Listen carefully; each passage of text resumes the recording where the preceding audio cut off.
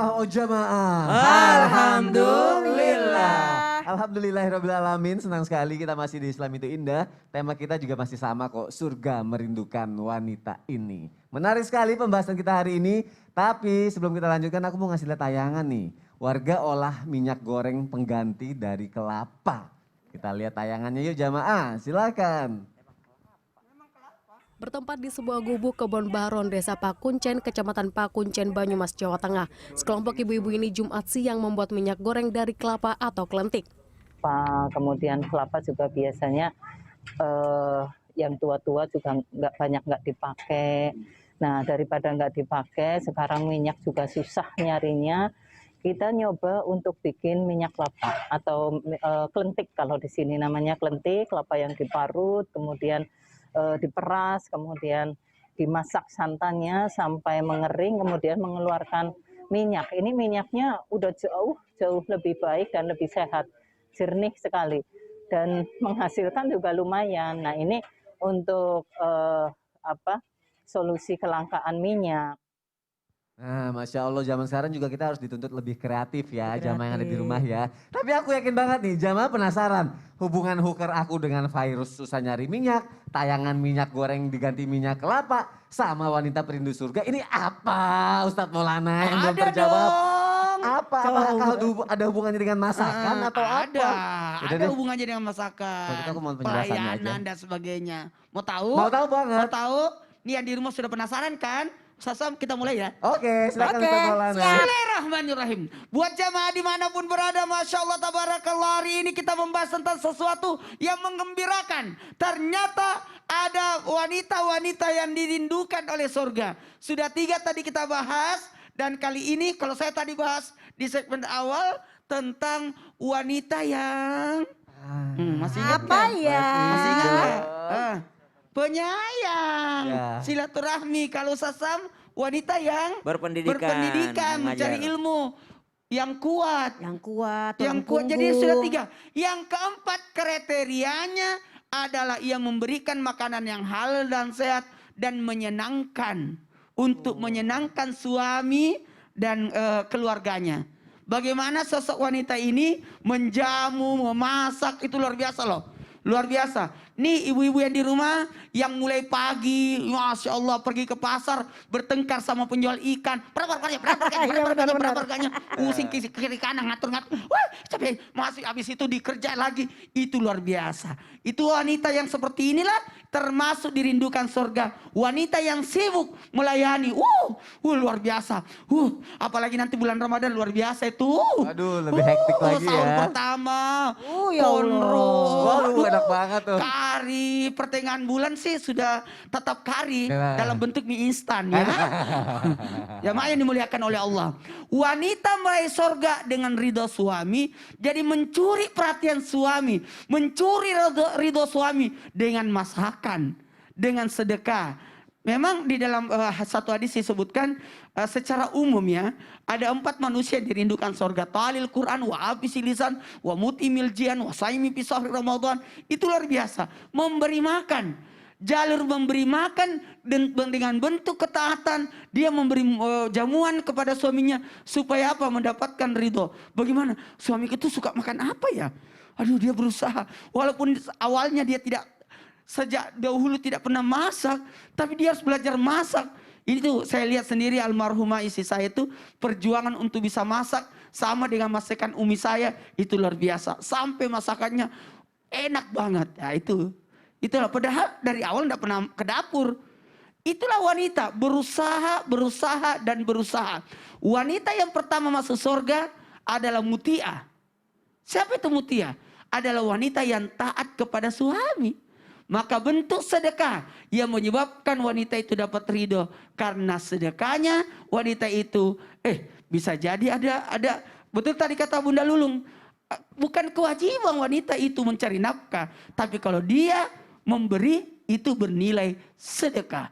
Bayangkan memberi minum kopi, buatkan kopi suami. Ya. Memberi makan suami bagaikan memberi makan 1000 orang. Semangat untuk melayani suami. Masya Jadi ibu-ibu Allah. yang memasak untuk merapat ridho suami, maka penilaiannya adalah dapat surga. Terima Masya kasih. Allah. Terima kasih Ustadz Maulana. Semangat buat para ibu-ibu yang ada di rumah untuk melayani suaminya dengan ikhlas, dengan penuh kasih sayang. Ya Masya kalau Allah. perlu dia siapkan hari ini makanan ini, hari ini. Jadi Oh, menunya. ada schedule-nya, jadi variatif ya Ustadz ya. Heeh. Masya Allah, jangan kopi terus. Baiklah. Terima kasih Ustadz Maulana untuk penjelasannya.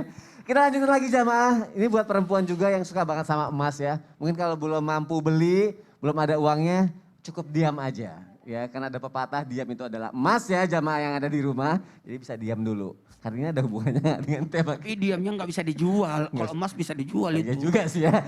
Jangan deh. Kali ini diam emasnya adalah menjaga kerahasiaan. Oh, menjaga kerahasiaan. Kira-kira perempuan yang bisa menjaga rahasia nih bisa menjadi wanita yang dirundukan oleh surga. Konsepnya seperti apa nih? Penasaran Mana ya? Iya, bagaimana? Karena kan katanya kan silent is golden. Wih. But kepo is diamond. Wow, kepo is diamond. Kalau gitu mohon penjelasannya Ustazah Lulu. Baik, bismillahirrahmanirrahim jamaah. Yeay. Oh jamaah. Yeay. Alhamdulillah. Jadi memang sebagai perempuan itu yang biasanya memang tukang ngomong, maaf ya tukang mungkin katanya gosip. Tapi memang banyak juga contoh-contoh perempuan solihah. Yang mana dia bisa menjaga aib keluarganya. Karena itu penting. Dalam surat Al-Baqarah kita diajarin sama Allah, diajarkan para guru-guru kita. Bahwasanya dalam ayat dinyatakan gini. Hunna libasul lakum wa antum libasul lahunna. Kalian perempuan adalah pakaian buat pasanganmu dan kalian hai suami adalah pakaian untuk istrimu. Artinya apa?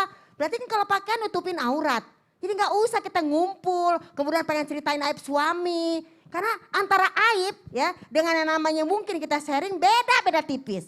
Innamal a'malu biniat, tergantung niat. Kenapa? Kalau kita ngomong kekurangan suami, emang kita gak punya kekurangan? Kalau kita buka aib suami, kalau kita nanti dibuka aib kita, malu. Karena apa? Udahlah, cukuplah kita berceritanya kepada Allah. Sebagaimana Nabi Yakub berkisah kepada Allah Subhanahu Wa Taala.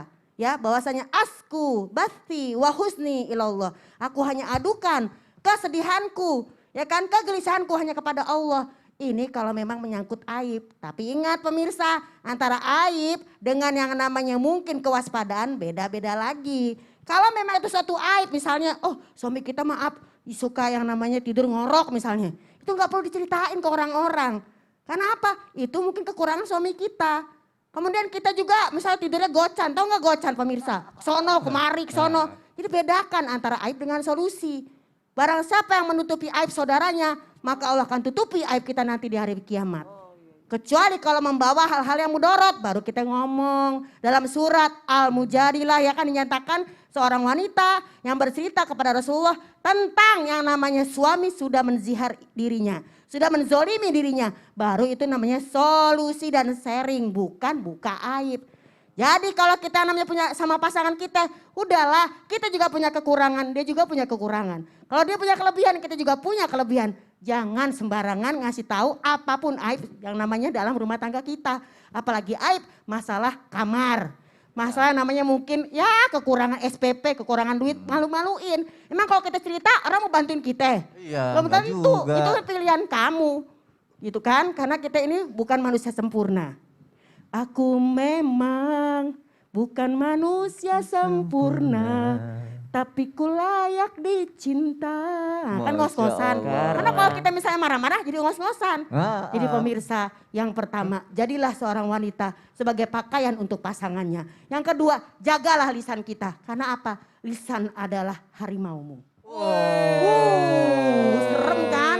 Diam emas. Jadi bisa jadi ucapannya itu menerkam dirinya sendiri. Bukan sendiri, Auzubillah. kan kita malu. Bagaikan menepuk air di dulang. Terciprat air ke sini. Kita Iya. jelekin suami kita, yang jelek kita juga. Aduh. Jadi termasuk wanita dirindukan kalau dia menjaga Kalau aib. dia bisa menjaga lisannya dan Lisannya. menjaga aib suaminya, keren Oh. banget. Masya Allah. Terima kasih Ustazah Lulu. Sama-sama, untuk penjelasannya. Ustaz, Banyak Kak wanita-wanita Sony. di luar sana yang kayak udah berpikir aku mau berubah jadi lebih baik. Mau berubah, kan. mau berubah. Udah Aku nggak diceramain mau sama lagi deh Ustazah ngomong Lulu. kayak macem-macem ah. Iya, takut diterkam sama mulutnya sendiri ya. Baik, jamaah yang ada di rumah.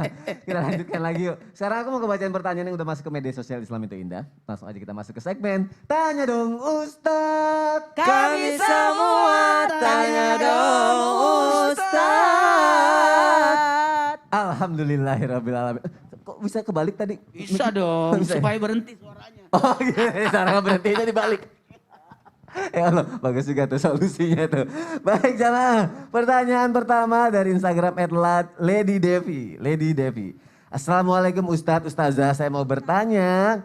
Rasulullah Shallallahu Alaihi Wasallam bersabda, jika seorang wanita menunaikan sholat 5 waktu, berpuasa di bulan Ramadan, menjaga kehormatan dan menaati suaminya, masuklah ke dalam surga dari pintu manapun yang kau mau. Hadis riwayat Ahmad. Jika wanita melakukan keempat hal tersebut, tapi dia malas tidak mengerjakan pekerjaan rumah tangga dengan baik, masih suka berkata dan menyakiti hati orang lain, hidupnya hanya fokus dengan 4 ibadah itu saja, yang lain tidak peduli. Apakah tetap wanita tersebut bisa masuk surga dari pintu manapun? Terima kasih. Wassalamualaikum warahmatullahi wabarakatuh. Ustaz Syam boleh dijawab dong melalui tausiah Ustaz. Bismillahirrahmanirrahim. Tabi guru Ustaz Maulana, Ustaz Lulu, Mas Soni serta guru-guru kami melakukan Allah Subhanahu wa taala. Idza shallatil mar'ah khamsaha. Ketika seorang wanita sudah salat 5 waktu, wa shamat syahraha, dan dia sudah puasa di bulannya, yakni bulan Ramadan, wa hafizat farjaha, kemudian dia menjaga kehormatannya, dia menjaga kemaluannya, kemudian dia taat terhadap suaminya, maka qila laha, dikatakan kepada mereka, udkhulul jannah, masuklah ke dalam surga dari pintu manapun yang engkau inginkan. Jadi aksesnya nih di atasnya VVIP. Ya karena all access. All access. Jadi kemanapun dia mau masuk terbuka semua. Jadi ada orang dikasih aksesnya cuma 1 pintu. Iya. Ada yang aksesnya cuma pintu sebelah sini, cuma pintu ini, pintu ini. Kalau yang wanita yang seperti ini dapat all access gitu. Dia mau masuk kemanapun bisa gitu. Maka subhanallah Allah cuma katakan sholat 5 waktu. Kenapa? Karena ternyata ujiannya wanita itu bukan hanya di sholat-sholat sunnahnya. Tapi baru 5 waktu ini udah dapat ujian. Mana wanita yang terkadang terhalang oleh sholat 5 waktunya, kadang-kadang ada seorang wanita itu sudah selesai haidnya tidak mandi-mandi. Dia nunda mandi-mandinya supaya apa? Supaya tertunda juga sholatnya. Naudzubillahi min dzalik. Ternyata dia sudah suci dari haid tapi dia tunda-tunda. Sudah suci habis subuh, nanti mandinya habis isya. Berarti berapa sholat dia lewati? Zuhurnya, asarnya, maghribnya, itu semuanya dia lewati. Naudzubillahi min dzalik. Maka tidak menjaga. Kapan lagi wanita kadang lalai dalam sholatnya? Ketika misalnya ada acara, ya kemudian dia karena sudah pakai make up segala macam. Masalahnya acaranya tiap hari. Kalau acaranya 1 kali 1 tahun nikahin anak masih ada keringanan daripada ulama. Ini acaranya tiap hari, naudzubillahi min dzalik. Atau mungkin seorang wanita yang keluar rumah kemudian ke tempat-tempat kadang-kadang alasannya, wah mukenahnya kotor. Ya siapa suruh ndak bawa mukenah? Ya musolanya kotor. Ya kenapa anda keluar kalau ya musolanya kotor? Banyak alasannya untuk meninggalkan sholat 5 waktu. Maka tidak ada alasan untuk meninggalkan sholat 5 waktu bagi seorang wanita. Yang kedua, puasa Ramadannya dijaga. Kenapa? Ternyata kita sudah masuk bulan Sya'ban, ya masih banyak yang belum bayar puasanya.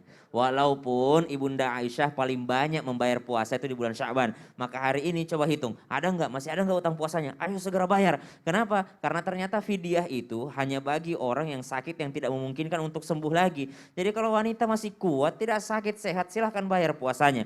Jangan berpikir, ya udahlah fidyah aja, nggak usah bayar puasa. Tidak, tapi karena Anda masih sehat, silahkan puasa Ramadannya digantikan. Itu bukan puasa apa, itu puasa wajib. Kemudian menjaga kehormatannya, kemuliaannya, kemudian taat terhadap suaminya. Pertanyaannya tadi, kalau ini semua dikerjakan, bagaimana dengan amalan yang lain? Atau bisa nggak dia masuk surga walaupun tidak mengerjakan amalan lain? Ini adalah jaminan daripada baginda Nabi SAW. Ustadz, dia sholat 5 waktu tapi masih bergibah. Berarti sholatnya belum mencapai sholat yang terbaik. Karena kata Al-Quran, Inna sholata tanha anil fahsyai wal munkar. Karena sesungguhnya sholat itu mencegahnya daripada perbuatan keji dan mungkar. Bagi para wanita yang mungkin merasa saya ini rajin sholat tapi masih rajin gibah juga. Ayo coba renungkan. Apakah sholat kita sudah sampai ke hati? Apakah sholat kita sudah semakin khusyuk? Dan ternyata kita semuanya tidak terhindar daripada dosa dan kesalahan. Tapi yang terbaik adalah ketika selesai melaksanakan kesalahan, dia segera bertaubat kepada Allah dan menyesalinya, berjanji tidak akan mengulanginya lagi. Wallahu ta'ala a'lam. Masya Allah. Ustadz ini aku pengen nanya deh. Apa itu? Ustadz kan kalau ngasih penjelasan kan ya Allah Masya Allah banget ya gitu ya. Ustadz juga sosoknya Masya Allah banget gitu ya. Amin. Aku jadi penasaran nih kalau Ustadz keluar kota nih misalnya lagi dakwah gitu ya. Kan mungkin di saat lagi jihan gak ikut nih. Ini aku penasaran banget nih karena ngeliat sosok Ustadz Syam gitu ya. Iya. Ini Jihan suka cemburu gak sih sebagai wanita? Takut overthinking gitu gak sih? Kan lagi musim banget pelakor gitu kan. Apalagi lihat sosok Ustadz Syam kayak gini. Alhamdulillah istri saya itu Hah? selalu berprasangka baik. Masya Allah. Dimanapun saya berada, Masya alhamdulillah. Allah. Selalu berprasangka baik. Berprasangka baik. Waduh, kita tanya dari sudut pandang perempuan. sama Tanggapannya perempuan, melalui perempuan. seorang istri nih, kayak contohnya Jihan ya, selalu berprasangka baik itu sebenarnya gimana? Ya dia akan berprasangka baik kalau memang dilihat dalam pandangan dia baik. Semuanya Iya. baik. Heeh. Ya kan kadang-kadang udah prasangka baik ada juga yang kadang-kadang kelolosan. Aduh, ini aduh. Ini tergantung. Mohon maaf. Ini durasinya sudah mau habis. Ah. Oh, udah mau habis ya? Tuh sudah habis. Nah kita lanjut aja ya. Nanti Iya deh, setelah iya ini. deh. Oh, Ini setelah yang satu ini jamaah aja. jangan kemana-mana. Oh ya jangan kemana-mana, nggak lama kok nanti akan dibahas lagi ya Iya. sama guru-guru kita ya. Tetap di Islam itu indah, jamaah. Oh, jamaah. Alhamdulillah. Kan masih ada lagi wanita yang Ini dirindukan soal surga, prasangka. Kak. Masih ada dong. Ngomongin prasangka.